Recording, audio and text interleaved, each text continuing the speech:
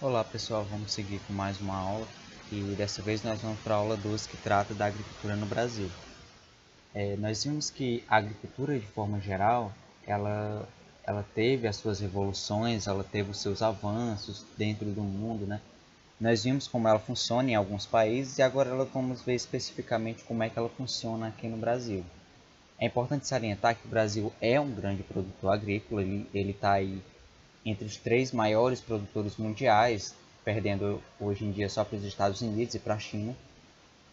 A agricultura no Brasil ela representa um grande pilar da economia desde muitos tempos atrás até hoje. A agricultura agropecuária, de forma geral, ela representa uma grande fonte de renda econômica para o Brasil.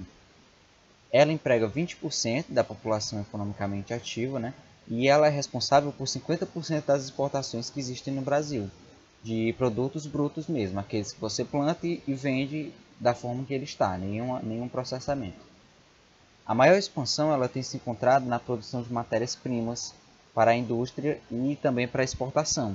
Por exemplo, as plantações de soja, as plantações de citricultura e etc. São plantações sem nenhum processamento industrial. Elas são plantadas, elas são colhidas e elas são vendidas do jeito que elas foram colhidas. Por exemplo, a soja vai diretamente na forma de alimento para a China, por exemplo. A carne bovina, do mesmo jeito, não tem nenhum processamento. E é por isso que o Brasil produz uma grande quantidade, ele consegue lucrar por causa dessa grande quantidade, mas ele acaba perdendo valor, digamos assim, se contar que não tem nenhum processamento. Então, por exemplo, o que seria mais barato? Você vender a laranja puro ou você processar e vender o suco de laranja? É óbvio que você vender a laranja pura ela vai sair mais barato. Né? Só que como o Brasil tem uma grande extensão de terras e ele pode cultivar mais, pode cultivar muito, então ele acaba suprindo essa carência. A fronteira agrícola do Brasil, eu não sei se vocês lembram, mas nos Estados Unidos a gente tem os cinturões agrícolas, que são grandes faixas de terra que fazem com que a agricultura lá seja mais organizada. No Brasil, aqui nós temos o conceito de fronteira e no Brasil não foi algo tão organizado. A agricultura ela começou na região do sul, seguiu para o centro-oeste e hoje ela se encontra nas bordas da Amazônia na região norte. E assim ela vai seguir, até que não sobe mais nenhuma terra fértil para plantar. É como eu falei, do centro-sul até as bordas da Amazônia, que é o que a gente chama de arco de fogo do desmatamento. Essa região da Amazônia, onde está passando por Sul do Mouse, é o que se chama de arco do desmatamento. A agropecuária está avançando para essa região, está destruindo cada vez mais da mata amazônica, da floresta amazônica e, eventualmente, podendo ter aí uma grande perda de floresta amazônica graças a essas plantações que estão avançando para aquelas regiões. Fora o desmatamento, nós temos também a repressão de povos locais. Você acha mesmo que os grandes produtores, quando vão plantar, quando vão arar a terra, eles vão estar preocupados com quem já vive lá? De jeito nenhum, eles vão tomar posse daquela terra, eles vão plantar porque eles estão pensando somente nos lucros deles. E fora que, além de reprimir os povos locais, você tem uma geração de divisas, além de alterar o ciclo do carbono, erosão, redução da biodiversidade e isso autoexplicativo. Você avança com a agropecuária, você derruba a mata nativa, você expulsa os povos que já existiam naquele local, você torna o solo vulnerável à erosão também, você reduz a biodiversidade, já que a Amazônia, por ser um grande local de biodiversidade, agora vai dar espaço a grandes pastos, que geralmente só é uma grande monocultura. Né? E um ponto importante de falar sobre essa fronteira agrícola é o que a gente conhece como a região entre o Maranhão, Piauí, Tocantins e a Bahia, chamado de Mapitoba. Essa região ela tem sido palco de grandes conflitos por terra. E nessa região muitas pessoas estão morrendo por causa desses conflitos por terra. E por que não é solucionado? Primeiro que a gente está falando de uma região muito rural. Uma região tão rural assim, ela não tem, como eu posso dizer, ela não tem tanta fiscalização. Até mesmo a parte da segurança que existe lá, a parte da justiça, entre aspas, que existe lá, ela acaba sendo comprada em muitas vezes. A estrutura fundiária ela diz respeito ao modo como o espaço rural está organizado, e ela envolve tanto as propriedades como o tamanho delas e também a distribuição social. No Brasil, a nossa estrutura fundiária ela é praticamente concentrada. É muita terra nas mãos de poucas pessoas. É muita terra nas mãos de poucas pessoas e essas pessoas que produzem os grandes latifúndios. É importante você lembrar que no Brasil existem mais minifúndios, só que como por ser uma porção de terra pequena, você precisa de muitos e mesmo assim não bate com os grandes latifúndios da concentração de terra que existe no Brasil. E essa concentração de terra ela é antiga, ela é histórica, ela não é uma coisa de agora e também ela não vai ser solucionada da noite para o dia, de forma fácil, né? Desde a época colonial você já tem aí a concentração de terras e ela não vai ceder tão facilmente assim. Por existir uma grande concentração de terras, é claro que um grande latifúndio vai estar na mão de poucas pessoas. Essas poucas pessoas elas vão plantar e vão colher o lucro e vai ficar concentrado ali na mão daquelas poucas pessoas. Agora você considera o minifúndio, que são várias famílias em diferentes terras. Ali cada um ele tem o seu próprio sustento, o seu próprio lucro.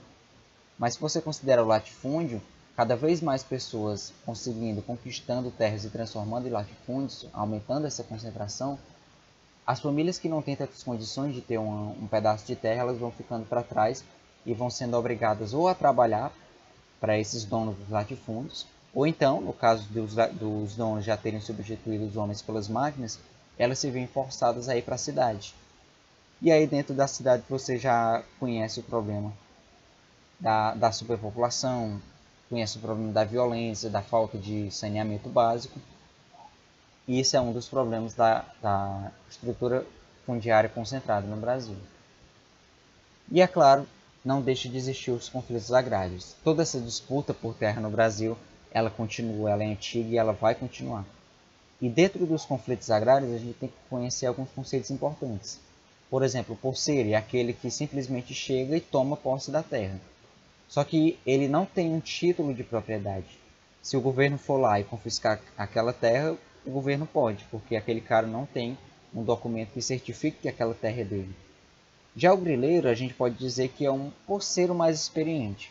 O grileiro ele toma a terra para si, só que para fingir que a terra é dele, ele falsifica alguns documentos. Ele pega um pedaço de papel, que é o documento, coloca numa gaveta cheia de grilos, e aí, com o tempo, a liberação de substâncias pelos grilos, aquele papel vai ter uma aparência mais antiga, que vai dar uma assim de papel mais antigo, de documento mais válido. Isso é o grileiro.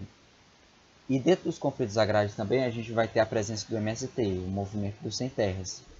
O principal objetivo deles é a reforma agrária. A reforma agrária ela é vista por muitos como uma grande forma de justiça social e também uma grande forma de desenvolvimento do mundo rural. Tanto para os grandes proprietários também como principalmente para os pequenos proprietários. Quem está autorizado a fazer essa reforma é o INCRA, é o Instituto Nacional de Colonização e Reforma Agrária. E como eu falei, dada a concentração de terra no Brasil, que 1% da população tem 47% das terras disponíveis, esses conflitos agrários eles acabam sendo inevitáveis. Para os defensores da reforma agrária, eles argumentam que isso vai reduzir o êxodo rural, o que até faz sentido, né? Se você tem um pedaço de terra para plantar, você não vai ser obrigado a sair de lá por conta dos grandes latifundiários. O combate à fome também, até porque essas famílias que plantam em minifúndios, o principal consumidor dos produtos que eles vendem é o próprio mercado interno. Com a grande demanda que essas famílias vão possibilitar, o preço dos alimentos no Brasil eles vão diminuir, o que vai permitir com que pessoas mais pobres elas tenham acesso a essa alimentação. Então, também faz sentido o combate à fome. A outra, a redução dos conflitos no campo, isso aí a gente já deixa uma aspas, né? Porque, querendo ou não, sempre vai existir conflitos no campo. Quando uma pessoa tem, ela geralmente vai querer mais. Os grandes latifundiários eles vão querer mais terras. E mesmo que existam só pequenos minifúndios com as famílias, uma hora ou outra eles vão querer expandir os negócios. Uma hora o solo que eles plantam hoje vai ficar esgotado, então eles vão querer um pedaço de terra do vizinho. E ali já vai gerar uma briga entre eles. Né? E outra é a formação de cooperativas agrícolas. Aquelas famílias que estão se desenvolvendo ali, nos minifúndios, eles podem cooperar entre si e aí se ajudam na época que o solo já estiver mais desgastado, na época que faltar sementes. As pessoas que argumentam contra a reforma agrária, elas usam o princípio do direito à terra, né? Aquilo que é conquistado não pode ser tomado pelo Estado. Eles usam também alguns argumentos econômicos de que se você possibilitar muitos minifúndios, você vai atrasar o desenvolvimento industrial. O desenvolvimento industrial no campo, no que diz respeito à produção de máquinas e equipamentos, além de outras tecnologias para aumentar a produção. E aí a gente pula para o agronegócio no Brasil. Aqui sim a gente está falando de grandes latifúndios, aqui a gente está falando de uma produção que é voltada para o mercado externo e que é isso aqui principalmente que traz grandes lucros para o Brasil, na economia do Brasil. Como eu falei, a propriedade é uma latifundiária e também funciona por arrendamentos. O que seria esse arrendamento? Tecnicamente, você aluga a terra. Você vai até um proprietário de uma terra, você aluga aquele pedaço de terra por um período de tempo, e aí você paga para o dono em forma de dinheiro ou em forma dos produtos que você plantou. E como eu falei no início dessa aula, o Brasil ele vai se tornar o maior produtor mundial de alimentos, ainda nessa década. Por que isso? O Brasil é o país que mais tem terras férteis que ainda não foram produzidas no mundo. É claro que aqui a gente está desconsiderando as áreas florestais, mas o Brasil ainda tem um grande pedaço de terra que ainda pode plantar. Países que são potências agrícolas, como Estados Unidos, eles praticamente já esgotaram todo o seu solo. Eles não têm mais onde plantar. E o Brasil ele se destaca por isso. E por ter essa vantagem ao seu favor, o Brasil ele vai se tornar o maior produtor mundial de alimentos ainda nessa década. Além do Brasil ele ter uma grande concentração de terras que ainda não foram plantadas, não foram usadas, a Embrapa ela tem tornado a produtividade brasileira muito alta através das suas tecnologias, a empresa brasileira de agropecuária. Através das pesquisas dela, através das inovações delas, eles conseguiram fazer com que a agricultura brasileira, que a agricultura brasileira tivesse um maior potencial produtivo. E tanto que hoje o Brasil já é um dos líderes em vários produtos, tanto no café, o açúcar, o álcool, a carne bovina, o frango, peles, calçados de couro e etc. O Brasil já é o líder aí de exportação em vários desses produtos pelo mundo. As projeções indicam que o país será em pouco tempo o principal polo mundial de biocombustíveis feitos a partir da cana-de-açúcar. Nisso a gente deixa um detalhe interessante. O que significa isso aqui? Você sabe o que é o etanol, né? O etanol você pode fazer um combustível a partir de um material orgânico, por exemplo, a partir da cana-de-açúcar, ou a partir do milho, como os Estados Unidos têm feito, né? Se o Brasil investisse no etanol, a gente teria uma outra forma de combustível que seria independente do petróleo. Isso já seria útil no futuro, porque a gente sabe que o petróleo não vai durar para sempre, e isso colocaria o Brasil numa posição estratégica. Porque se o Brasil desenvolver a sua produção de biocombustíveis, ele pode se tornar um importante fornecedor para o mundo, quando as reservas de petróleo estiverem diminuídas e os combustíveis a partir do petróleo, como a gasolina, estiverem muito caros. O Brasil pode ser um importante fornecedor e assim aumentar a sua economia. Bem, poderiam, né? Se o Brasil não tivesse deixado de investir nessa produção. Logo em 2019, a produção de etanol no Brasil ela caiu 4%, o que significa que a gente continua usando os combustíveis a partir do petróleo, o que sai mais caro e o que aumenta também nossa dependência com o mercado externo. Outro problema para a agricultura no Brasil é a logística. O Brasil é o único país do mundo inteiro de grandes dimensões que optou pelo modal rodoviário para escoar sua produção, em vez de outros métodos mais baratos, como o ferroviário, o hidroviário. o Brasil ele optou pelo rodoviário isso foi falta de planejamento, não foi uma boa ideia. Nós sabemos que o modal rodoviário ele tem muitos gastos, ele é caro, o combustível é caro, as estradas são mal feitas. Além de investir na rodoviária, ainda não investiu direito, né? Além de investir em uma coisa que era para ser bom e ainda não deixou bom. As estradas são mal feitas, o combustível é caro, você tem o desgaste das estradas. Enfim, o Brasil ele tem problemas com logística. E outra que as ferrovias elas são insuficientes, as hidrovias são subaproveitadas. Tudo que é produzido lá na Amazônia deveria ser escoado 100% através de hidrovias, mas eles ainda utilizam as rodovias. E sem falar que as ferrovias elas são carentes no Brasil. O resultado disso tudo, você encarece o produto por ter que encarecer o seu escoamento, e aí você diminui a competitividade do Brasil no mercado externo. Olha só isso aqui. Após uma década em obra, a Transnordestina é investigada em diversas frentes. Isso aqui seria uma importante ferrovia que faria com que a produção do Nordeste ela fosse escoada com mais facilidade. Mas já faz mais de uma década e ela ainda não ficou pronta. E fora que já vem sendo investigada aí várias denúncias de corrupção sobre ela. Dentro do campo a gente tem algumas relações de trabalho que movimentam a economia, digamos assim. O mais comum é o trabalho assalariado. Pode ser fixo ou temporário. O cara trabalha para alguém e ele ganha salário a partir disso. O boia fria são aqueles trabalhadores que migram. Eles, vamos supor, eles são de dentro da cidade e eles migram para as regiões mais rurais para trabalhar por lá. Eles podem ser assalariados, né? Mas eles recebem esse nome porque eles ficam por lá, eles não voltam para casa durante o dia inteiro e eles comem a comida que normalmente já está fria, né?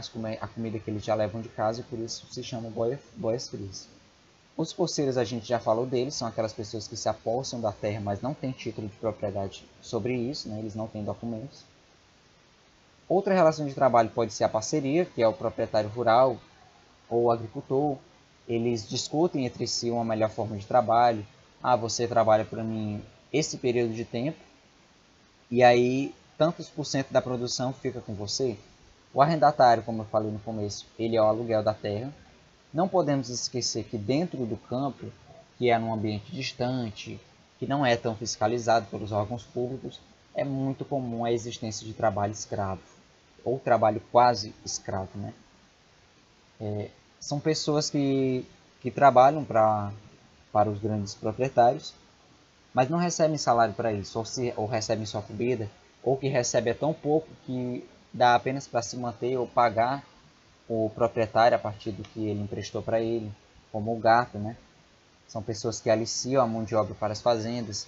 Você vai até certa região, aí diz, ó, meu caro, você vem trabalhar comigo, você vai ganhar tanto, eu vou lhe dar todos esses benefícios aqui, e aí quando chega lá o cara é enganado, né? Ganha só um pouco de dinheiro, e esse pouco que ele tem, ele só serve para dar de volta para o proprietário, isso é chamado gato, isso acaba gerando escravidão por dívida. O trabalho familiar é o que acontece entre os membros da família, né? Geralmente é para o mercado interno. E quais são as perspectivas para o agronegócio brasileiro? Como eu falei, o Brasil ele é o celeiro do mundo. Ele tem ainda uma grande quantidade de hectares disponíveis para plantação, fora as inovações da Embrapa, né? Das tecnologias que vêm aumentando a produtividade brasileira. Aliado a isso, as outras grandes potências, como os Estados Unidos, já estão tendo aí suas terras completamente inférteis, né, inutilizáveis. A União Europeia, por exemplo, a agricultura lá só sobrevive a partir de subsídios, isso diminui a competitividade deles no mercado internacional. E a grande população da China está exigindo mais importação do que o que eles conseguem produzir lá. Então isso torna um espaço aí aberto para o Brasil se firmar como o maior produtor agrícola do mundo. Uma crítica que algumas pessoas fazem a esse grande potencial agrícola do Brasil é o perigo da desindustrialização. Com o campo aberto para que o Brasil se torne ainda mais uma potência agrícola, essas pessoas elas têm medo de que todas as indústrias no Brasil elas sejam voltadas para a agricultura e eles acabem deixando de lado o segundo setor da economia no Brasil.